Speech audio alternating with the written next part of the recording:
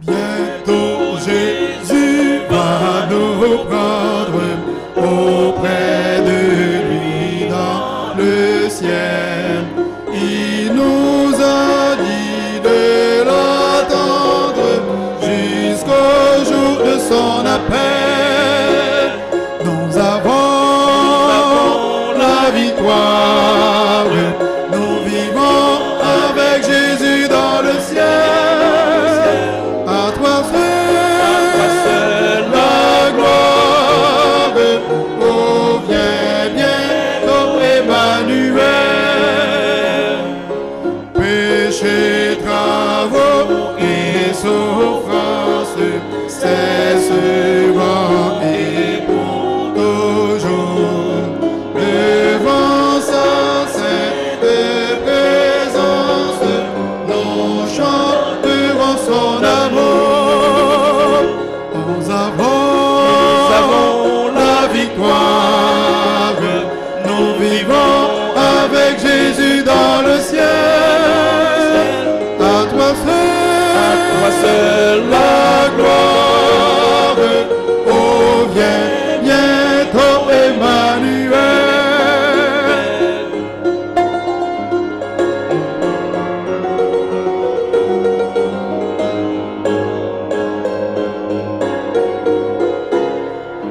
Combattons avec courage, attendant ce jour heureux, et chantons malgré l'orage, nous sommes victorieux. Nous avons la victoire. Nous vivons avec Jésus dans le ciel. À toi seul la gloire. Oh, viens bientôt Emmanuel. Nous avons la victoire. Nous vivons avec Jésus dans le ciel. À toi seul la gloire. Oh, viens bientôt Emmanuel.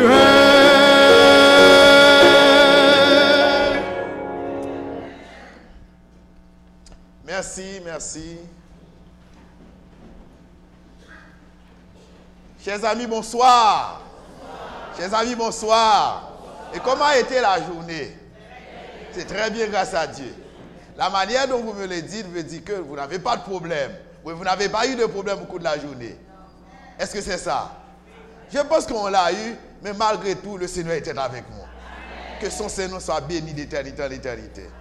C'est avec beaucoup de sourire au cœur, beaucoup de joie que nous vous accueillons ce soir.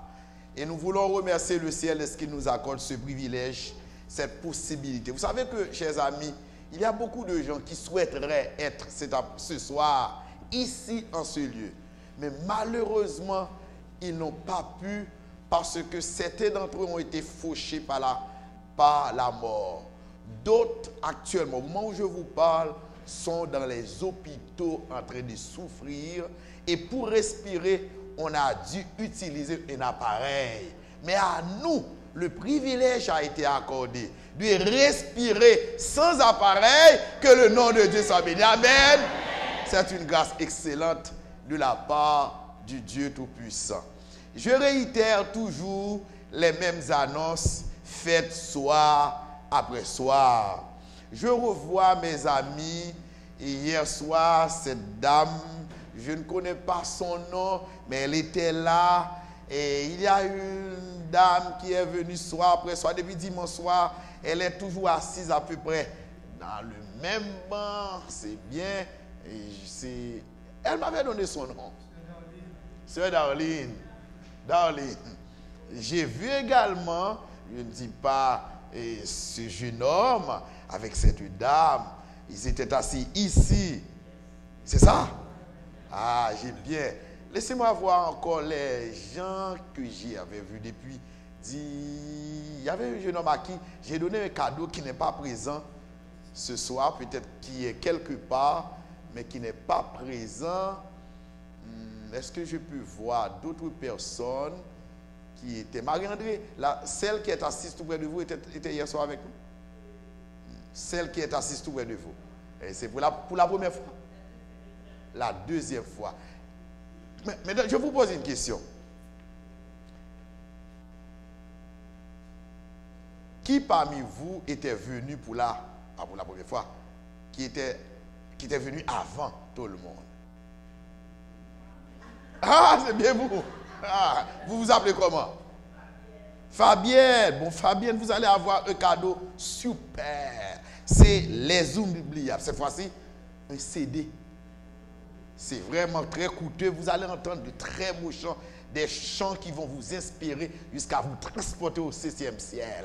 Ça, c'est le langage poétique, mais pour nous autres, jusqu'au 3e ciel, c'est le paradis. Le 7e ciel, c'est pour les poètes, surtout les poètes latins. Et j'ai un autre CD. Mais bon, même si c'est Fabienne, cette fois-ci, je baoul. Maintenant, ma question, c'est la suivante. Qui parmi vous se fait accompagner d'un ami ou d'une amie qui n'est pas seul? Ah, ça c'est votre ami, votre frère? Votre fils? Oh, mais je vous donne ça, c'est Choisi la vie, Stéphanie. Stéphanie. Vous vous appelez comment? Edeline. Il a toujours un nid quand même. Ok? Ok.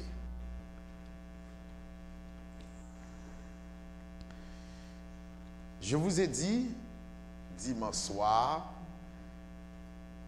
si vous avez 10 présences, pas de manière consécutive, c'est-à-dire l'une après l'autre, pourvu que vous ayez 10 présences pendant nos 20 réunions, parce qu'il nous faut 20 réunions, nous allons passer 20 jours avec vous, c'est-à-dire, parce que chaque semaine, il faut 5 réunions par semaine. Je vous rappelle, lundi, on ne travaille pas. Demain soir, nous n'allons pas travailler.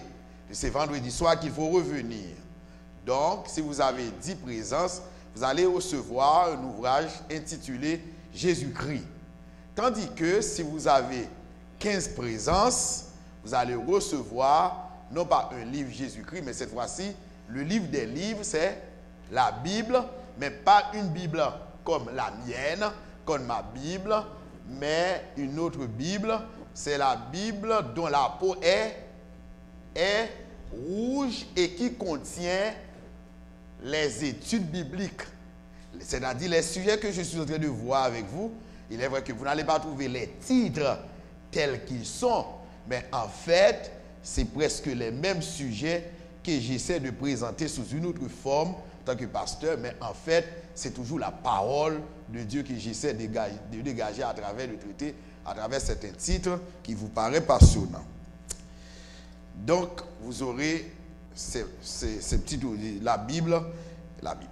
Et de même aussi, nous avons une prière d'intercession tout de suite à la fin de la prédication du message. Nous avons toujours la prière d'intercession. Mais certains d'entre vous voudraient me rencontrer. Je dois vous dire que je n'ai pas de problème. Après la réunion, si vous voulez me voir, vous pouvez rester. Moi, je suis prêt à rester 10 heures, même 11 heures du soir avec vous. C'est la parole de Dieu. C'est ma profession. Je suis prêt à rester au-delà même de 11 heures pour qu'il s'agisse d'une question biblique. Ensuite, si vous voulez que j'aille chez vous, il est vrai que les jours qui viennent, j'aurai à visiter certains d'entre vous, pour ne pas dire tout le monde. Mais entre-temps, quand vous me verrez, vous ne me voyez pas chez vous, mais j'ai 2 représentants. Nous avons 2 représentants qui nous représentent chez vous. C'est Pasteur Gilloise, vous le connaissez déjà. Et ensuite, le voici. Et la sœur Vénique Théodore. Donc, ces gens-là, ils vont vous appeler au cours de la journée. Vous allez recevoir 2 appels. L'un d'entre vous va vous appeler, mais je peux aussi vous appeler pour parler avec vous, vous poser quelques questions, comment a été la conférence, est-ce que vous aimez le sujet, etc. Vous pouvez en profiter, m'inviter chez vous, à prier avec vous, etc. etc. Est-ce que c'est clair pour tout le monde?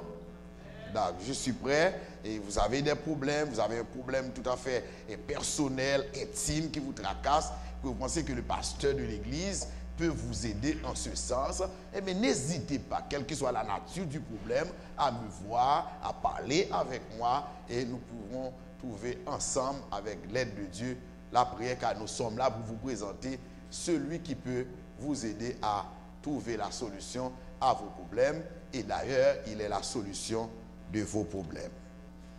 Juste avant de présenter le message d'aujourd'hui, nous allons entendre un chant spécial, c'est Whitlin Toles.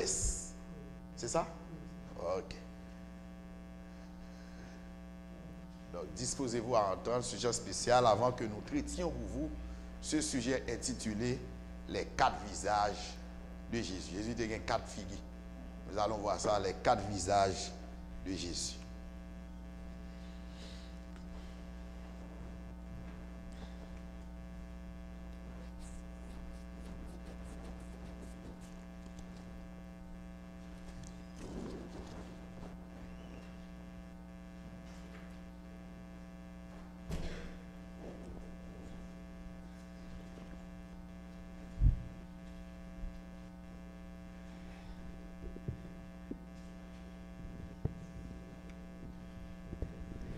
Bonsoir à chacun. Que la paix de Dieu soit avec chacun de vous.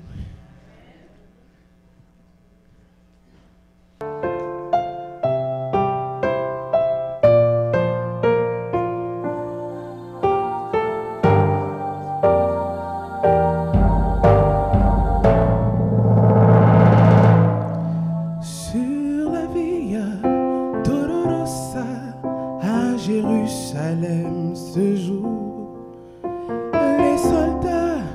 marchait en rendant la rue et la foule se pressa pour voir l'homme condamné à mourir au calvaire.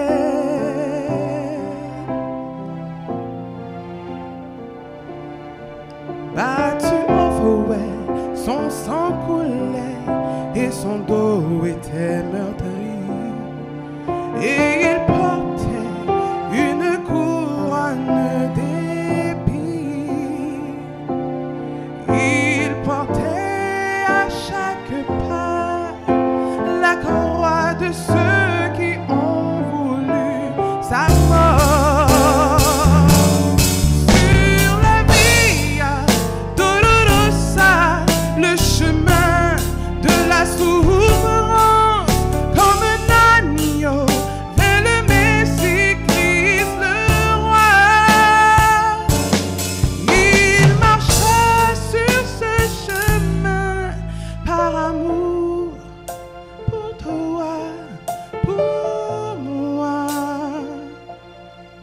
Sur la via Dolorosa, il a marché jusqu'à la croix.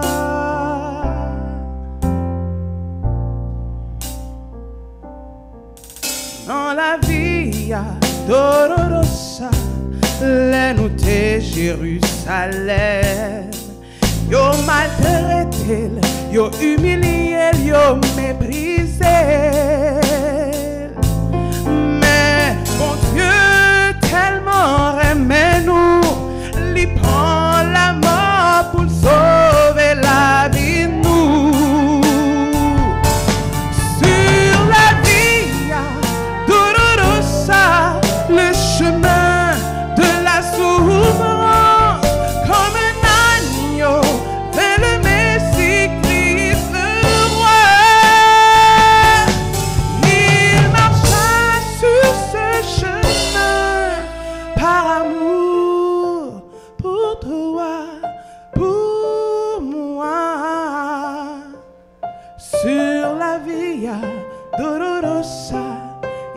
marché jusqu'à la croix.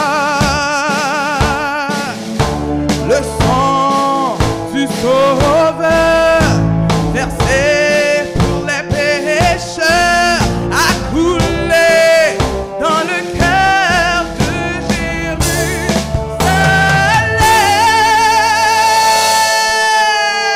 Sur la Via Dolorosa, le chemin de la souffrance, comme un agneau vers le Messie Christ le roi. Il marcha sur ce chemin par amour pour toi, pour moi. Sur la Via Dolorosa, il a marché jusqu'à la croix.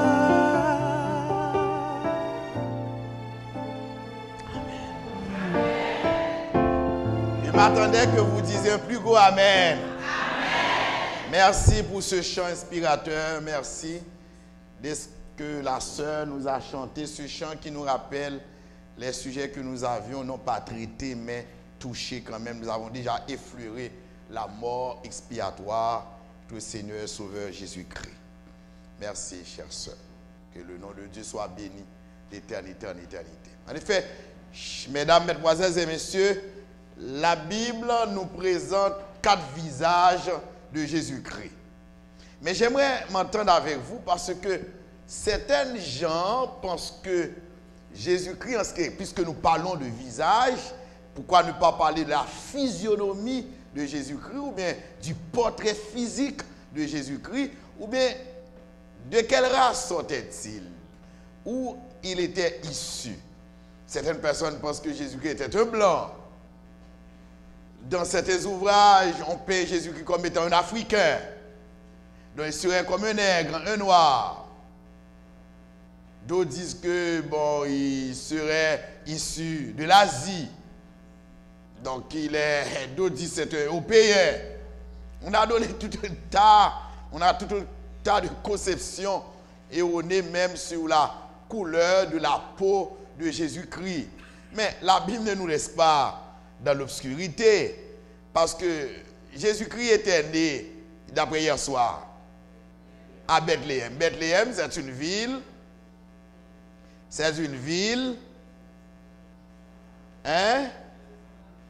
à la Samarie, mais c'est une ville israélite, pas ça? C'est-à-dire, Jésus-Christ est juif. Il est juif. Il n'est pas un Africain, il est juif. Physiquement, Jésus-Christ n'est pas un Haïtien, n'est pas un Américain, n'est pas un Européen. Il est un juif. Il est juif de naissance. Ça, c'est Jésus-Christ en tant qu'humain. Mais ce soir, je ne vais pas aborder ce genre de choses. Mais c'est les 4 visages de Jésus-Christ. La Bible nous présente Jésus-Christ de différentes manières. C'est ce que nous appelons les 4 visages de Jésus-Christ. Mais parlons un petit peu de la Bible qui nous a présenté Jésus-Christ de différentes manières, sous différents angles.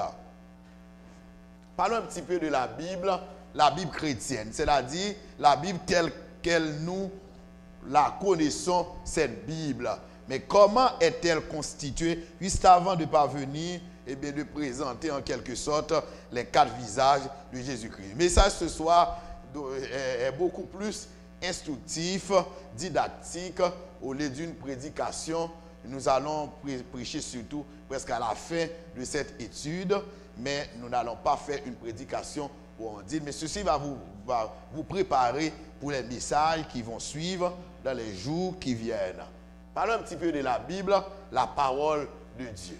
Vous savez que la Bible est composée de 2 parties. C'est l'Ancien Testament et le Nouveau Testament. Quand nous parlons de l'Ancien Testament, il faut dire que les Juifs, quand ils parlent de l'Ancien Testament, parce que pour le Juif ne connaît pas en quelque sorte le Nouveau Testament. La Bible juive, c'est-à-dire parce que quand on parle du judaïsme, du juif, le juif, lui, il a une Bible. mais c'est surtout l'Ancien Testament. Il n'y a pas de Nouveau Testament. Des livres que nous parlons, que nous disons que ce sont des livres du Nouveau Testament, vous n'allez pas les trouver dans la Bible juive. Et la Bible juive s'appelle le Tanakh, c'est l'Ancien Testament. Et l'Ancien Testament, nous trouvons par exemple, il y a aussi des livres deutérocanoniques, ce sont pour les livres pour les catholiques et les orthodoxes. Il y a aussi le Nouveau Testament. Le Nouveau Testament comporte combien d'évangiles? 4 évangiles. C'est pourquoi nous avons dit que Jésus-Christ a 4 visages. Les 4 évangiles, nous trouvons après les actes des apôtres, après les lettres et épîtres. Quand on dit lettres et épîtres, c'est presque à peu près la même chose. Il y a plusieurs épîtres. Par exemple, les épîtres de Paul ou bien les épîtres pauliniennes. Les épîtres de Paul ou les épîtres pauliniennes, et ensuite le livre de l'Apocalypse. Vous savez que la Bible comporte combien de livres encore? 66 livres. 66 livres, donc le 39 pour l'Ancien Testament et 27 pour le Nouveau Testament. Donc le Nouveau Testament comporte les 4 évangiles. Les 4 évangiles, par exemple, l'Ancien Testament qui nous parle du plan de la rédemption, tandis que le Nouveau Testament, plus précisément, les évangiles, c'est la réalisation du plan de la rédemption, tandis que les actes des apôtres consolident le plan de la rédemption. Les épîtres nous présentent une explication du plan de la rédemption, tandis que la révélation ou l'Apocalypse présente la consommation du plan de la rédemption. L'Ancien Testament, le Tanakh toujours, quand nous parlons du livre de la Bible juive, il nous faut parler de Torah. Quand on parle de Torah, le Torah c'est le Pentateuque, c'est-à-dire les 5 livres de Moïse. Est-ce que vous les connaissez? Est-ce qu'on peut les citer? Ok, Genèse, Exode, Lévitique, Nombre, Deutéronome. C'est ce qu'on appelle Torah. Quand Jésus-Christ dit que je ne suis pas venu pour abolir la loi ou les prophètes, il est en train de diviser la Bible juive en 2. Quand Jésus-Christ dit je ne suis pas venu abolir la loi ou les prophètes, pour Jésus-Christ, le mot loi ici c'est Torah. C'est les 5 livres de Moïse. Et les prophètes, donc dans l'esprit de Christ, c'est ça, la loi. C'est-à-dire le Torah Pentateuque ou la loi de Moïse. Donc, Genèse qui nous parle de la création jusqu'à la mort de Joseph en Égypte. Ensuite, l'Exode, l'esclavage qui nous parle, c'est le mot exodos qui signifie esclave. Ensuite, nous trouvons Lévitique qui nous parle les règles de la pureté. Par exemple, Nombre qui nous parle de la période d'errance dans le désert. Parce que le Nombre, surtout le livre de Nombre, va nous expliquer comment le peuple d'Israël était dans le désert. Tandis que le Deutéronome nous rappelle des règles de pureté par Moïse. Le mot Deutéronome signifie répétition. Parce que Deutéronome ne fait que répéter ce que nous avons trouvé dans les 4 premiers livres de Moïse, c'est-à-dire Genèse, Lévitique, Genèse, Exode. C'est ça. Parce que Deutéronome dit, répétition a dit deuxième loi. Deutéro, qui dit deuxième, nomos, loi. Deuxième loi, c'est-à-dire répétition de ce qui a été dit dans les livres. Deuxième partie du livre de la Bible juive, on appelle Nevi'im ou Nebi'im. Ce sont les livres des prophètes.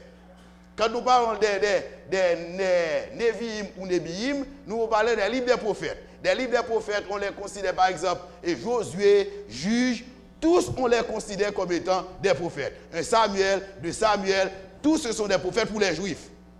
D'accord? Donc Nevi'im ou Nebi'im. Et ensuite, la troisième partie du livre de la Bible juive, disons, c'est Ketubim ou Ketuvim. Ce sont des mots en hébreu. Quand vous voyez ces jours-là, Nevi'im ou Be'im, Ketubim ou Ketuvim, ce sont des mots en hébreu. Donc nous trouvons les psaumes, les proverbes, Job, Cantique des Cantiques, Daniel. Daniel, le seul, n'est pas classé comme étant un livre prophétique pour le juif. Daniel est classé dans le livre des écrits, c'est-à-dire des Ketubim ou Ketuvim, les psaumes, les proverbes, Job, Cantique des Cantiques et Daniel. Chez les catholiques, nous trouvons des livres deutérocanoniques. Ça, c'est pour les catholiques. Ça, c'est pour les catholiques. Voici les livres que nous trouvons. Si vous consultez par exemple Tob, une Bible catholique, il est vrai que écrit par les savants protestants également, Jérusalem, ce sont des livres purement catholiques, des Bibles catholiques. Nous trouvons ces livres-là. Livre de Judith, livre de Tobie, passage grec du livre d'Esther, premier livre des Maccabées et deuxième livre des Maccabées, livre de la sagesse, ecclésiastique ou siracide, passage grec du livre de Baruch, chapitre 6, passage grec du livre de Daniel, chapitre 3, 13 et 14. Ça, ce sont des livres, pour les protestants, on les considère comme étant des livres apocryphes. C'est-à-dire des livres rejetés par les églises protestantes. Pour les protestants, ces livres-là ne sont pas inspirés. Et c'est pourquoi vous n'allez pas trouver dans ma Bible ces livres-là. Ces livres, c'est-à-dire, répétez pour moi, livre de Judith, Tobie, passage grec du livre d'Esther, premier livre de Maccabée, deuxième livre de Maccabée, livre de la sagesse, ecclésiastique ou siracide, passage grec du livre de Baruch, chapitre 6, passage grec du livre de Daniel, chapitre 3, 13 et 14. Les confessions religieuses, les livres canoniques. Par exemple, les juifs, ces livres-là ne sont pas des livres canoniques. Nous n'allons pas trouver ces livres-là dans la Bible juive. De même aussi pour les protestants. Les protestants ne les considèrent pas comme étant des livres canoniques. Quand on parle des livres canoniques, ce sont des livres canonisés, des livres que l'on admet dans le canon chrétien, que l'on admet comme étant des livres inspirés de Dieu. Donc les protestants les rejettent. Quand je parle des protestants, c'est toute l'église qui parle, l'église catholique. Vous les comprenez? C'est ça? Baptistes, pentecôtistes, adventistes, ce sont des églises protestantes. Parce que c'est différent de l'église catholique romaine. Et ensuite, les catholiques, remarquez très bien, j'ai dit canonique. Canonique veut dire que les catholiques les acceptent. Nous les trouvons dans la Bible catholique. Orthodoxe également ne se prononce pas. Est-ce que nous connaissons l'église orthodoxe? Nous connaissons le débat de délit? Ok. Il y a beaucoup de gens qui font partie de cette religion-là, ce qu'on appelle orthodoxe. C'est un petit peu différent de catholicisme. Je n'ai pas le temps pour vous en parler. Ce n'est pas mon propos, surtout pendant cette campagne. Canon des écrits juifs est antérieur au canon chrétien. Effectivement, c'est Bullis et réagit à la montée du christianisme qu'il considère comme étant une secte déviante. On appelle par exemple le canon des Écritures parce que la Bible telle que nous la connaissons aujourd'hui n'était pas écrite du jour au lendemain. Ce n'est pas d'un coup et tout livre ça écrit d'un jour. Non. C'est au fur et à mesure. La Bible juive, ça a pris du temps. On a accepté ça comme étant la Bible juive. D'ailleurs, quand Jésus était venu et qu'il a parlé de la parole de Dieu pour Jésus-Christ, ce n'était pas les épîtres de Paul. La parole de Dieu pour Jésus-Christ, c'était la Bible juive.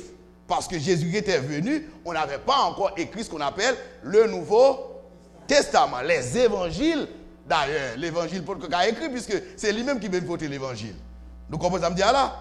Donc c'est pourquoi j'ai dit le canon des Juifs est antérieur au canon chrétien. But réagir à la montée du christianisme qu'il considère comme étant une secte déviante. Les chrétiens prêchaient à partir des écritures juives. C'est ce que je viens de dire tout à l'heure.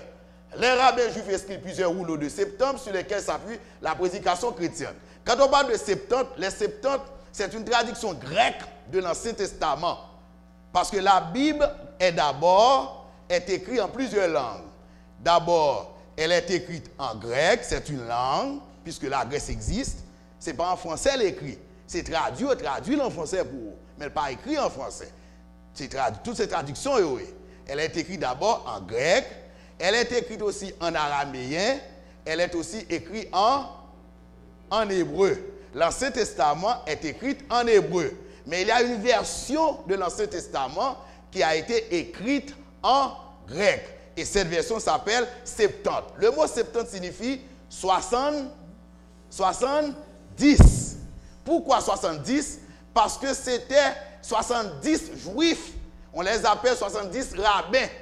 En 285 de notre ère, étant en Alexandrie. Alexandrie, c'était une ancienne ville de la Grèce antique.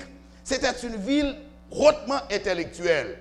Étant donné que les Juifs, vous vous rappelez, les Juifs, à un certain moment, Dieu avait fui et ils s'étaient enfuis en Égypte. Et c'est à ce moment-là, les 70 docteurs juifs s'étaient mis ensemble pour écrire l'Ancien Testament en grec. Parce que à cette époque-là, Alexandrie, quand nous parlons de l'Alexandrie, nous parlons de l'Égypte, or le grec dominait tout le bassin méditerranéen à cette époque-là. Donc ces juifs-là ne parlaient plus l'hébreu, ils parlaient surtout le grec.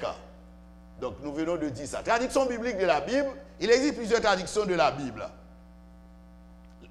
Langue d'écriture de la Bible à l'origine. Bon, je viens de le dire, grec, communauté judéo-chrétienne, hellénistique.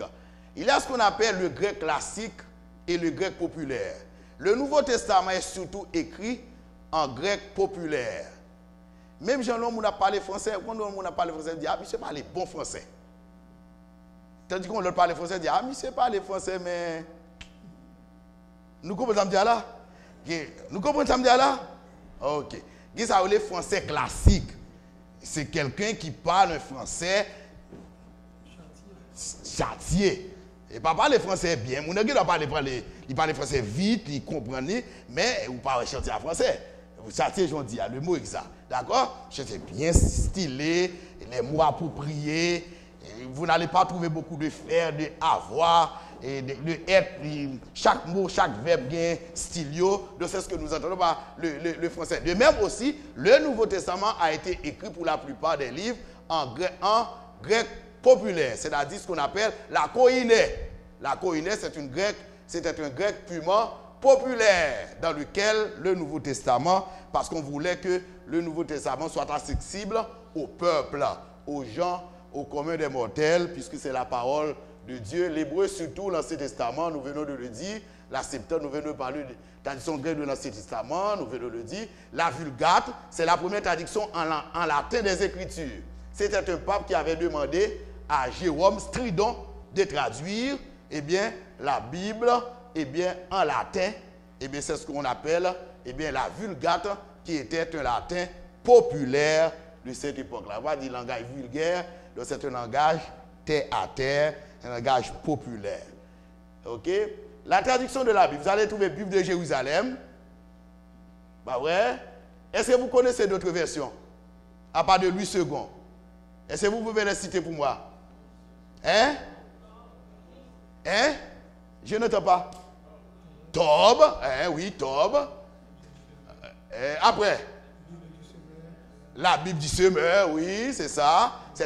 On les appelle traduction. C'est ça, oui, des versions. Aux traductions catholiques, la Bible du Choanan Hostie, ce sont des traductions de la Bible. Bible du Second, c'est une Bible purement protestante. Pourquoi on dit purement protestante? Parce que celui qui avait traduit cette Bible, la Bible s'appelait Louis II. Il était un docteur en théologie, mais issu de la religion protestante. Louis II. D'accord? Et il y a aussi d'autres versions. Et par exemple, Bible Barbie, Darby, Semeur. Bon, frère Simeon vient de le mentionner. La traduction de la Bible. La traduction Tob, qui signifie traduction écuménique de la Bible. Pourquoi écuménique? Parce que ce sont les savants protestants et catholiques qui se sont mis ensemble pour écrire cette version qu'on appelle Tob. Que je vous dise en passant, c'est la traduction la plus fidèle de l'original. C'est-à-dire, comme dit d'original, là, ça veut dire que la Bible a été écrite d'abord en grec, en hébreu. C'est une traduction qui est plus ou moins très très proche, qui vraiment traduit idées toutes bon vraies que nous joignons dans la parole de Dieu. Mais d'autres le font, mais c'est surtout la traduction œcuménique de la Bible qui le fait de manière beaucoup plus scientifique. Et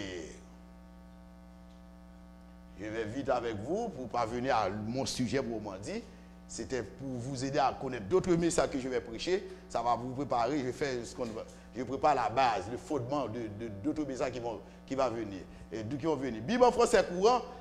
Est-ce que vous connaissez, vous savez lire la Bible en français courant? Nous ne pouvons pas dire ça? Personne n'a jamais lu ça? Hein? Bon, ok. La Bible en français courant, pourquoi on l'appelle français courant? On l'a fait ça, c'est surtout pour aider les lecteurs contemporains à mieux saisir la parole de Dieu. Parce qu'on fait le nom français qui est très facile. L'éclair. L'on lit ça, l'on compare avec ça, la Bible ça dit là, on va plus ou moins comprendre. Parce que fait nos français actuels. Parce que la langue française, ça se modifie de temps à autre. Parfois, on rejette quelques mots, on vient avec d'autres mots. Donc, on essaie d'adapter la parole de Dieu. Eh bien, c'est pourquoi nous appelons, et par exemple, je vais vous prendre un exemple là. Exemple, vanité des vanités. Tout est vanité. Ça, c'est dans la Bible du second. Tandis que dans cette version, vous allez trouver de la fumée, tout n'est que fumée. Vous voyez la différence? Pour cette Bible-là, c'est vanité des vanités, tout est vanité. Tandis que dans le français, comment vous allez trouver? Fumée, de la fumée, tout n'est que fumée. Le mot fumée veut dire que son bagaille. Donc, puisque le mot que tu comprends, l'heure de vanité, ou faut oublier dans le dictionnaire, pour qu'on ça veut dire vanité. Donc, c'est pourquoi la Bible en français courant, c'est une Bible qui vraiment, qui est écrite dans un langage contemporain, c'est-à-dire qui peut aider beaucoup les jeunes, beaucoup de lecteurs à mieux comprendre la Bible, la parole de Dieu. Il y a aussi la parole de vie. La traduction, la parole de vie, c'est une traduction en français fondamental. Ça vous aide beaucoup également. La Bible comme en Romain, il y a beaucoup de versions. Ce sont des choses là que nous trouvons dans la Bible. Nous trouvons également le contexte des évangiles. Tout d'abord, il faut dire que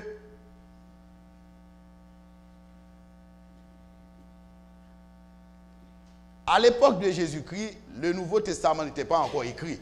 Nous sommes dit le temps, pas vrai? Nous sommes d'accord? Ok. Est-ce que ça m'a dit là? Est-ce que nous d'accord ça m'a dit là? Est-ce que vous aimez ce que je suis en train de vous dire? Vous ne l'aimez pas? Vous l'aimez? Vous l'aimez? Ok. Le Nouveau Testament, tel que nous le connaissons maintenant, tout ça, Jésus-Christ dit, Jésus-Christ pas écrit. Non, non. Les apôtres qui marchaient avec Jésus les ont entendus. Et beaucoup d'années se sont écoulées avant qu'on ne mette pas écrit ce que Jésus-Christ avait dit. Par conséquent, tout ce que Jésus-Christ avait dit, on l'avait transmis de bouche à oreille. C'est ce qu'on appelle la tradition orale. Apôtre a répété ça, Jésus-Christ a dit. Et ça allait de génération en génération comme ça. C'est à un certain moment de la Dieu dit, bon, il faut mettre par écrit ce que le Christ a enseigné. Il faut parler de la vie de Jésus. Et on va mettre tout ce que le Seigneur avait fait, un miracle, tout ce qu'il avait fait, tout ce qu'il avait dit. C'est ce qu'on appelle la tradition orale. Et qui va donner naissance à la tradition écrite. Et plus précisément, on va venir avec ce qu'on appelle les évangiles. Le mot évangile signifie bonne nouvelle annoncée au monde. Ça signifie le mot l'évangile. Fonction de l'écriture des évangiles, fonction de la prédication, fonction culturelle, je ne vais pas entrer dans ça, fonction pastorale, but par un document historique, scientifique. Ce que j'aimerais, je vais venir côté besoin surtout, et c'est là ma prédication pour ce soir.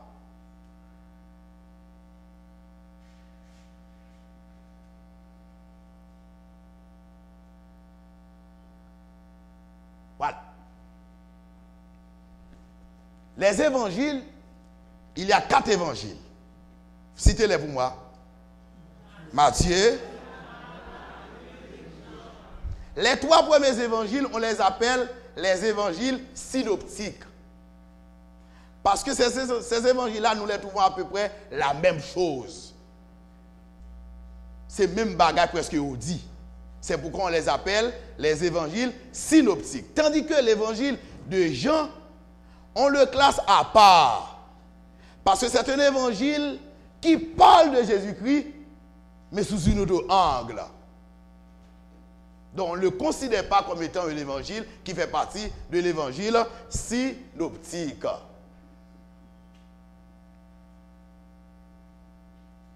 Les évangiles synoptiques sont centrés surtout sur la mission de Jésus, la rédemption de l'humanité, tandis que l'évangile de Saint Jean, c'est moins centré sur les guérisons, les miracles, l'enseignement et l'exorcisme de Jésus.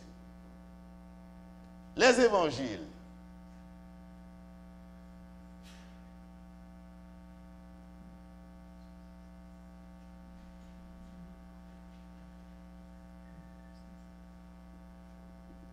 Nous avons dit que Jésus-Christ a 4 visages.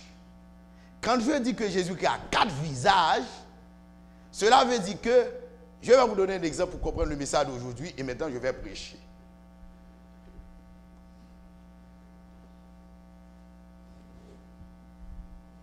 Il est 8 heures. Si vous prenez 4 journalistes qui auraient assisté à un même événement, vous pensez que les journalistes n'ont pas le même bagage qui y passent là?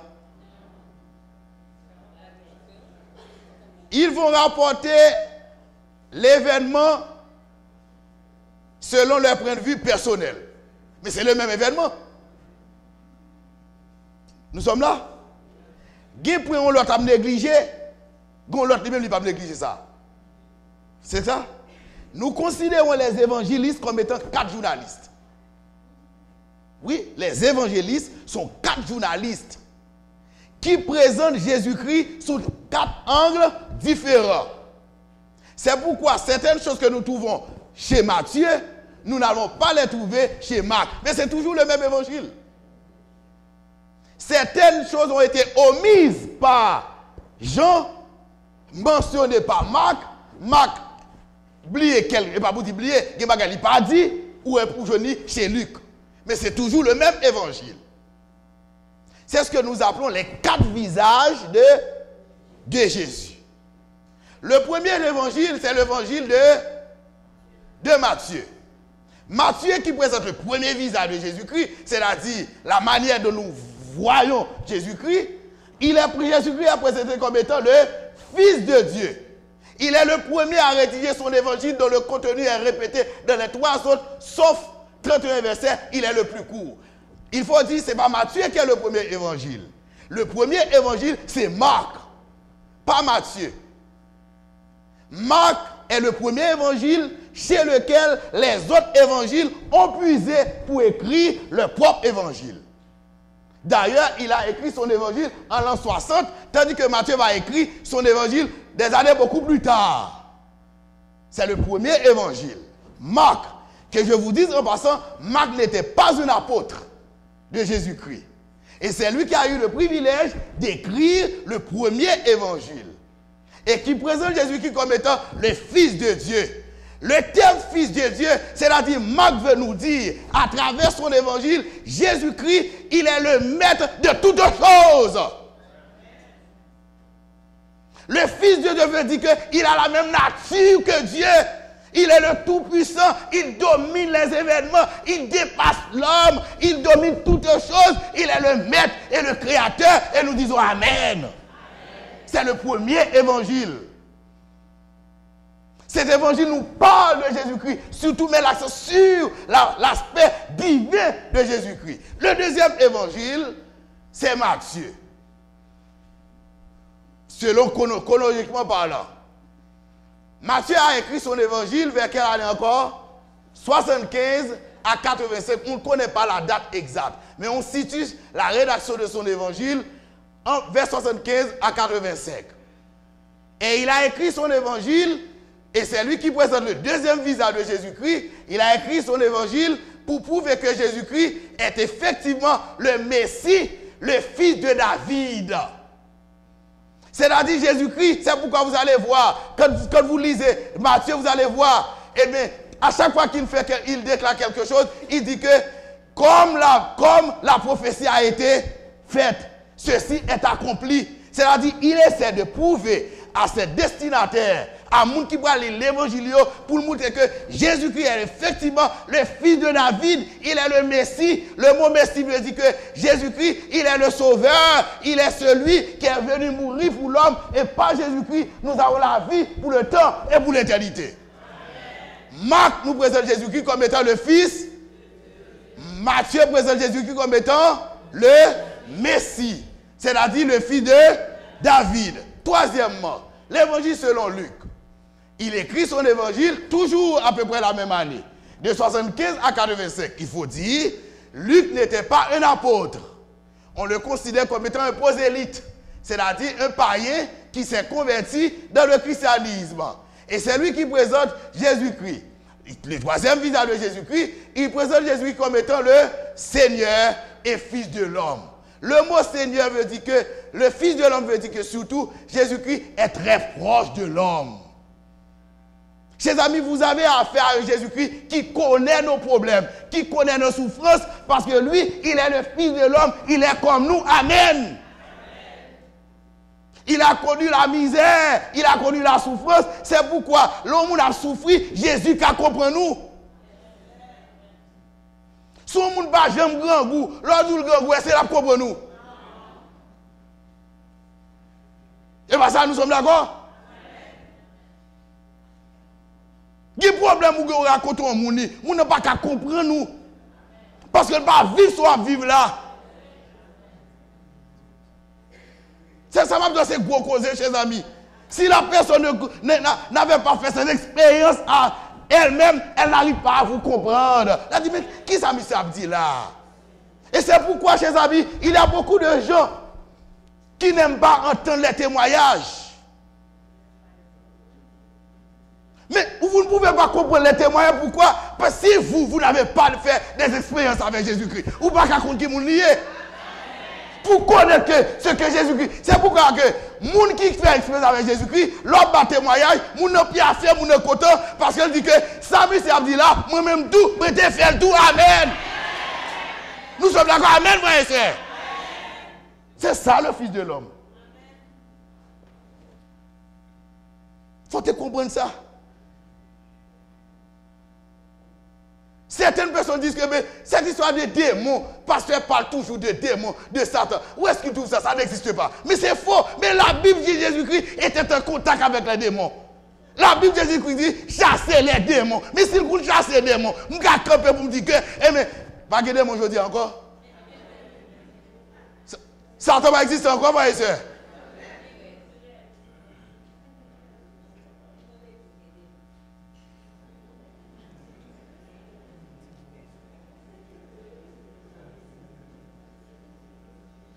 Parce que vous trouvez des ouvrages, des gens qui écrivent beaucoup d'ouvrages qui contiennent l'existence de Satan, qui disent que Satan n'existe pas, c'est dans le passé. Mais ça existe, Satan domine. D'ailleurs, la Bible dit que celui qui domine le monde, Satan, le monde entier est dominé par Satan.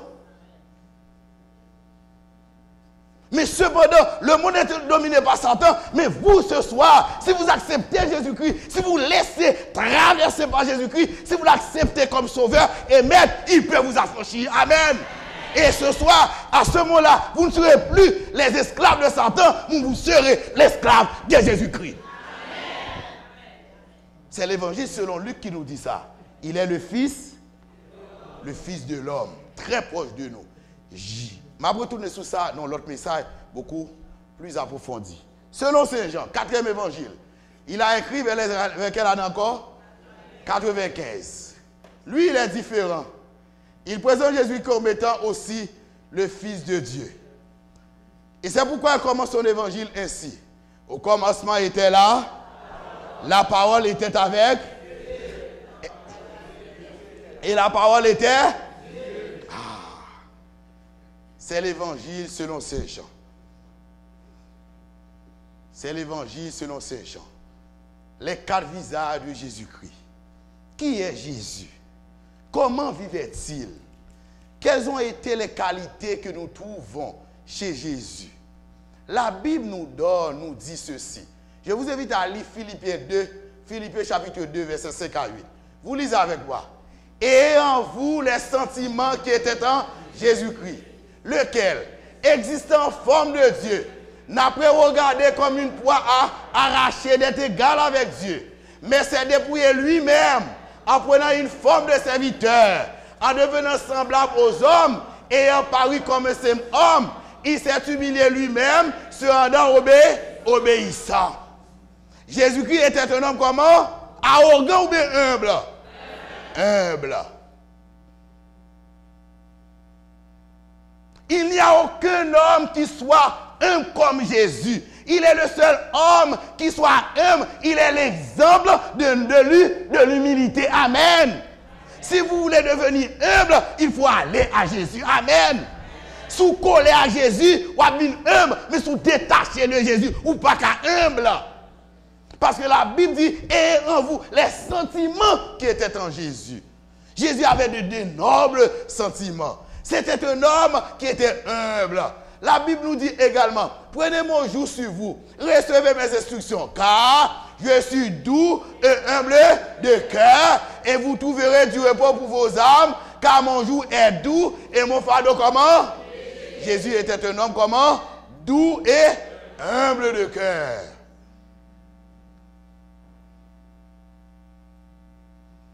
Jésus prend le temps pour s'adresser aux gens. Il n'utilise pas un langage qui peut détruire la réputation de quelqu'un. La Bible nous dit que c'était un homme doux et humble de cœur. Et vous allez trouver un autre texte, cette fois-ci, c'est dans Luc chapitre 9, verset 50. Et c'est le dernier texte pour terminer. Lorsque le temps où il devait être enlevé du monde approcha, Jésus prit la résolution de se rendre à Jérusalem. Il envoya devant lui des messagers qui se mirent en route et entraient dans un bourg des Samaritains pour lui préparer un logement. Mais on ne le reçut pas parce qu'il se dirigeait sur Jérusalem. Les disciples Jacques et Jean, voyant cela, dit, Seigneur, veux-tu que nous commandions que le feu descende du ciel et les consume?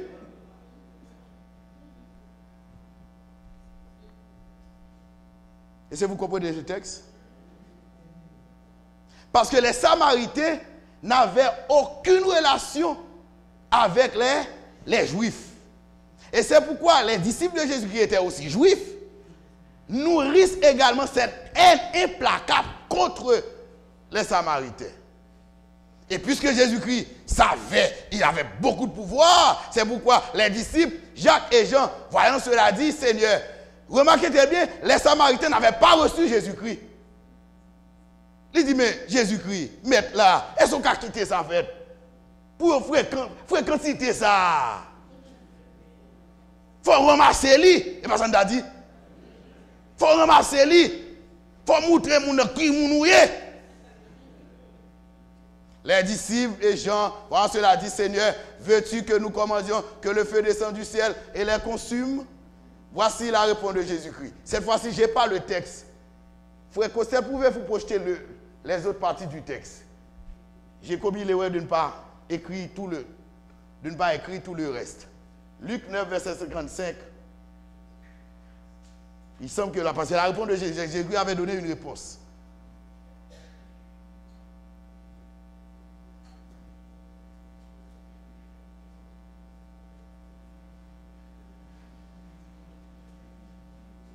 Costel.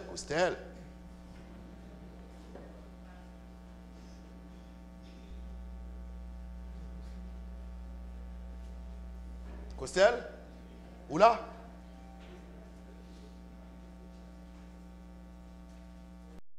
Qui a trouvé ce texte dans sa Bible? Dans sa Bible. Luc 9. Oui. 56. Verset 55 d'abord. Hein? Oui. Merci, passe.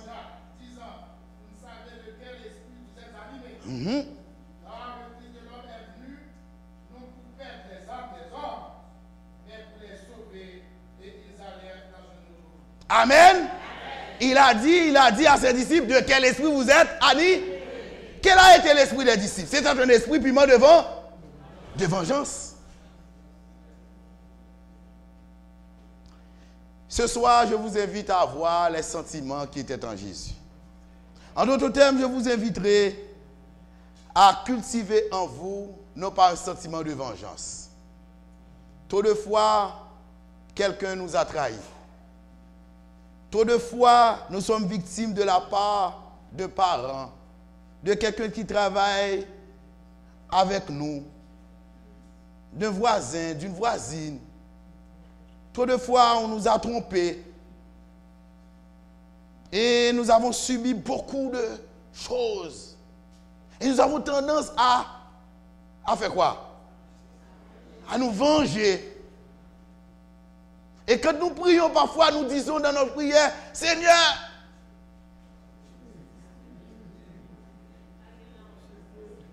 l'autre dit, mon Dieu, me gueule dans mon ça veut dire, détruis pour moi. Ce n'est pas l'esprit de Christ. Et au contraire, Jésus-Christ a dit, quand nous prions, quand nous avons des ennemis, qu'est-ce que nous devons faire? Prier pour ceux qui nous persécutent.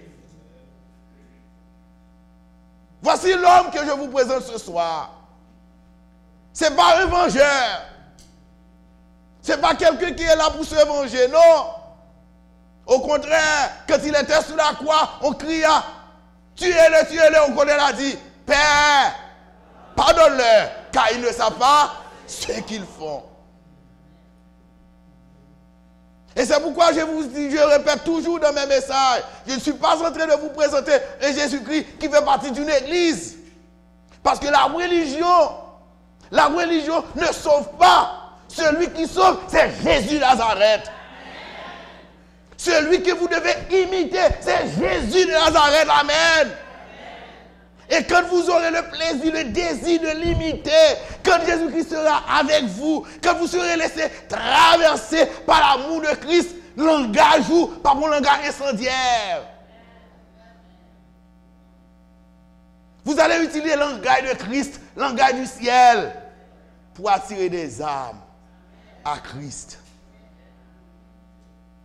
Ce soir, je vous inviterai, chers amis, vous qui m'écoutez, quelle que soit votre religion, je vous donne cet exemple. Voici l'homme. Voici l'homme que vous devez imiter. Je vais vous présenter son image. Voici l'homme que vous devez imiter. Cet homme qui peut vous aider. Cet homme qui peut vous affranchir de vos craintes. Cet homme qui peut vous donner ce dont vous avez réellement besoin. Cet homme qui peut vous permettre de trouver la chose après laquelle votre âme soupire. Cet homme que vous devez imiter. Cette image, cette figure. Voici l'homme. C'est l'homme qui transcende le temps et l'espace. C'est l'homme qui fait trembler. Voici le visage de cet homme. De cet homme merveilleux. C'est l'ami qui vous accompagne à midi comme à minuit.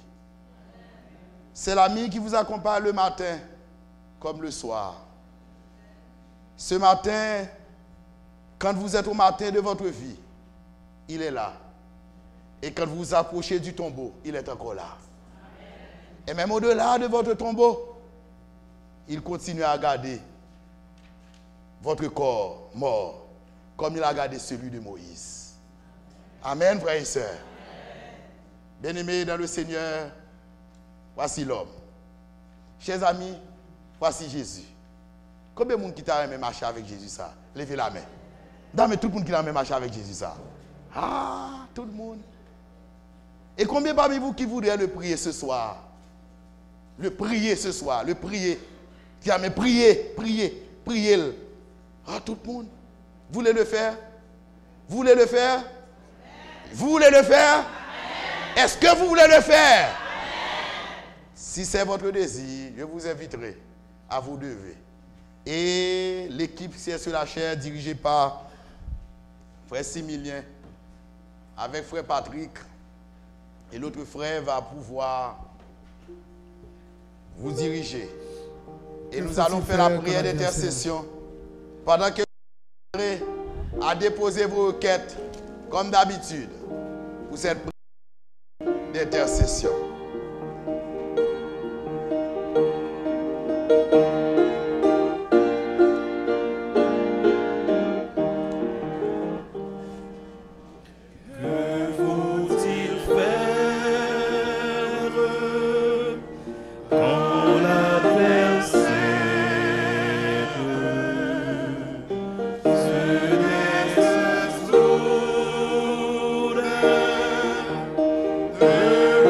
The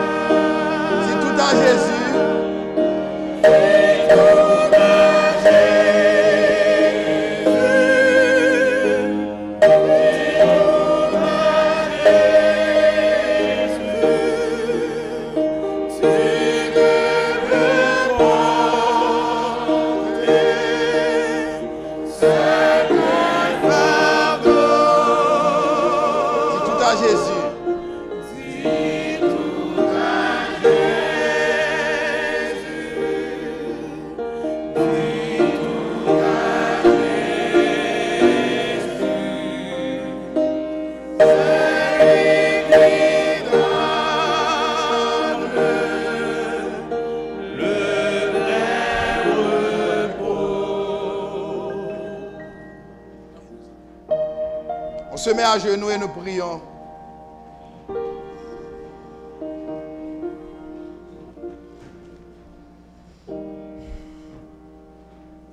Éternel, notre Seigneur, notre Dieu, tu es le roi des rois. Tu es notre sauveur, notre Père bien-aimé. À tes pieds bénis dans ton Saint-Temple.